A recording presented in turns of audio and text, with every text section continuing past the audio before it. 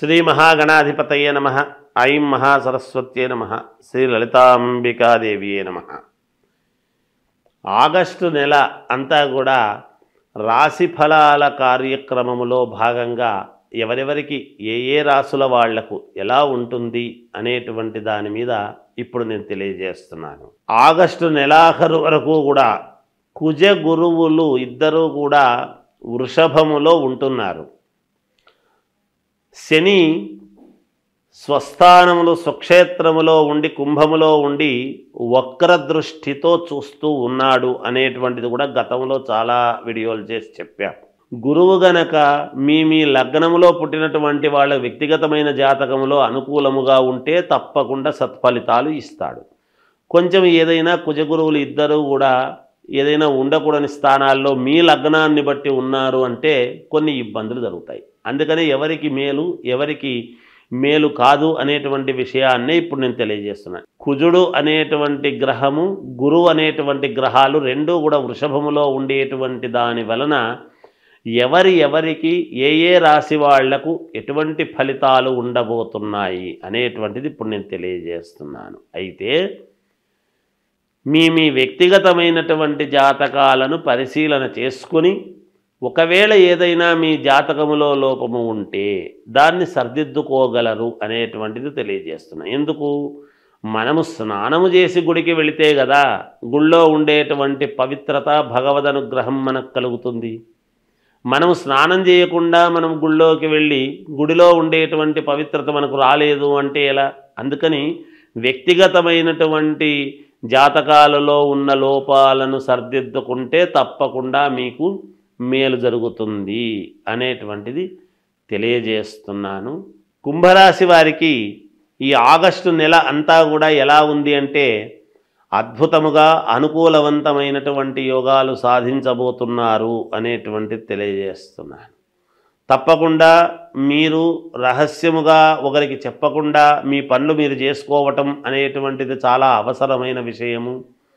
మామూలుగా ఉద్యోగాలు చేసుకునేటువంటి వాళ్లకు అనూహ్యముగా అప్గ్రేడ్ కావడము కానీ లేదా మంచి చోటికి ట్రాన్స్ఫర్ అయ్యి ఎక్కువ జీతము వచ్చేటువంటి అవకాశాలు కానీ లేదా ఇల్లు కొనుక్కోవాలి అనుకునేటువంటి వాళ్ళు ఇల్లు కొనడము కానీ భూమి కొనుక్కోవాలనుకునేటువంటి వాళ్ళు భూములు కొనడము భూముల యొక్క క్రయ విక్రయాలలో మేలు జరిగేటువంటి అవకాశము మీకు కోర్టు వివాదాలలో ఏదైనా ఉండేటువంటివి ఉంటే అవి మీకు అనుకూలముగా తీర్పులు వచ్చేటువంటి అవకాశాలు విదేశాలకు వెళ్ళాలి అనుకునేటువంటి వాళ్లకు వెళ్ళటానికి చాలా అనుకూలముగా ఉన్నది.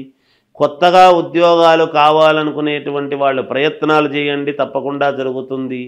వాహనాలు కొనుక్కోవాలనుకునేటువంటి వాళ్ళు కొంటారు. ఇంట్లో శుభకార్యాలు తప్పకుండా చేసి తీరుతారుగాక.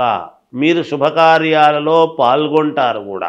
అయితే మీరు ఊహించనటువంటిది ఒకటి మంచి ఏదో మీకు జరగబోతుంది అనేటువంటిది ఉన్నది. పెద్దల యొక్క సమాజములో సంఘములో కొంచెము పలుకుబడి కలిగినటువంటి వ్యక్తుల నుండి మీరు సన్మానాలు పొందడము కానీ లేదా ఉద్యోగము చేసుకునేటువంటి పై అధికారులతో ప్రశంసలు పొందడము లాంటివి కానీ ఇలాంటివి కూడా ఉంటాయి గాక. మీకు ఏది ఏమైనా కుంభరాశి వాళ్లకు చాలా అనుకూలవంతముగా ఉన్నది. ఇంకా మెరుగైనటువంటి ఫలితాలు మీరు సాధించాలి అంటే మీరు మీ ఇంటి దేవుణ్ణి ఆరాధించండి లేదా అమ్మవారిని ఆరాధించండి, తప్పకుండా మీకు మేలు జరుగుతుంది.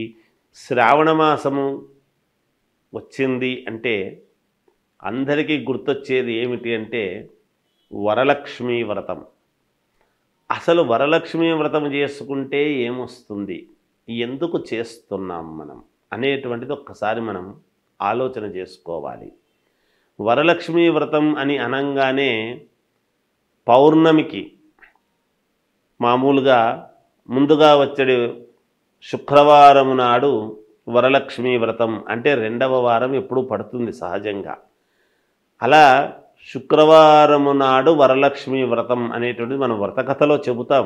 చారుమతీదేవి ఎందుకు చేసుకుంది ఏమిటి అనేది. అంతేకాకుండా 16 కుడుములు వాయనము ఇవ్వటము ఇవన్నీ కూడా ఉన్నాయి. అసలు వరలక్ష్మీ వ్రతం అని మనం చేసుకోవటంలోనే వరాలు ఇచ్చేటువంటి లక్ష్మీదేవి. లక్ష్మీ ధనమే ఒక వరం. అదే కాకుండా ఇంకా ఏమిస్తుంది అమ్మవారు అంటే సౌభాగ్యం. సౌభాగ్యం అంటే ఏమిటి? ఆడవాళ్ళు చేసుకునేటువంటి వరలక్ష్మి వ్రతములో భర్త, కుటుంబము అంతా కూడా, పిల్లలు అందరూ కూడా క్షేమముగా ఉండటానికి దోహదపడుతుంది. ఏ స్త్రీ అయినా ఏమి కోరుకుంటుంది?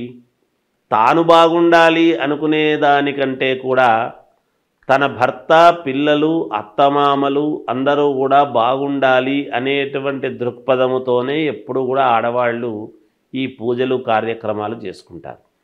వాటిలో ప్రప్రథమముగా మొట్టమొదట వరలక్ష్మి వ్రతం అనేటువంటిది.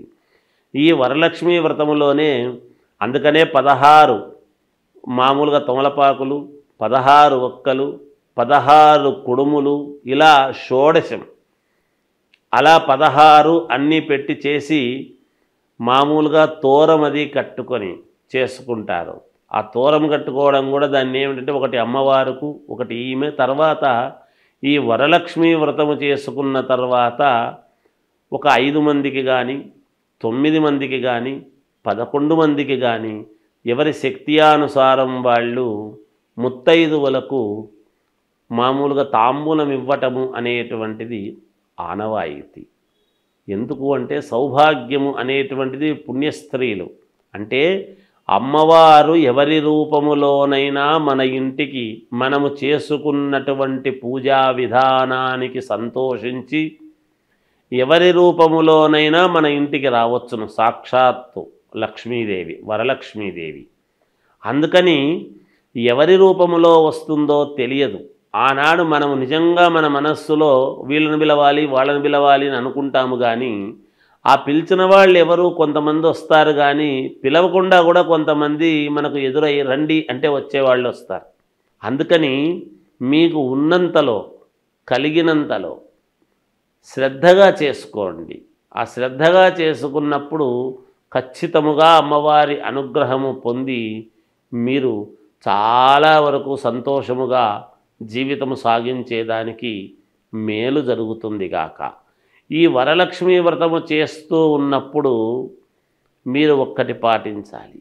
ఎందుకు అంటే ఆకుపచ్చని రవికలో కానీ లేదా శ్వేతవర్ణము తెల్లటి రవికలో కానీ మామూలుగా అమ్మవారు కాబట్టి మనము వరలక్ష్మీదేవి కాబట్టి మనం చేస్తూ ఉన్నటువంటిది ధాన్యము 5 పిరికెళ్ళు బియ్యం అందులో పోసి 5 కాయిన్స్ ఆ దాంట్లో ఆ రవికలో పెట్టి దానికి 3 ముళ్ళు వేసి అమ్మవారి దగ్గర పూజించిన తర్వాత అర్చన చేస్తాము చూడండి. అమ్మవారికి మామూలుగా లక్ష్మీ అష్టోత్తరం చేస్తాం. ఆ అష్టోత్తరము చేస్తూ ఉన్నప్పుడు ఆ రవిక గుడ్డ మీద గనక మీరు అష్టోత్తరము చేసినారు అంటే చేసిన తర్వాత దాని మీద ఉండేటువంటి కుంకుమ ఒక చోట ఒక పేపర్లో తీసుకొని దాన్ని తీసుకువెళ్ళి అట్లాగే మీరు బీరువాలో పెట్టుకోండి. తప్పకుండా ధనము మీకు చాలా వరకు ఎన్ని ఇబ్బందుల్లో ఉండేటువంటి వాళ్ళకైనా ఏదో ఒక రకంగా మీకు అమ్మవారి అనుగ్రహము పరిపూర్ణముగా కలగడానికి చాలా రకాల మార్గాలలో ఇదొక రకమైనటువంటి మార్గము. దీన్ని అందరూ పాటించి చేసుకోండి. తప్పకుండా మీకు మేలు జరుగుతుంది అని తెలియజేస్తూ జయోస్తు.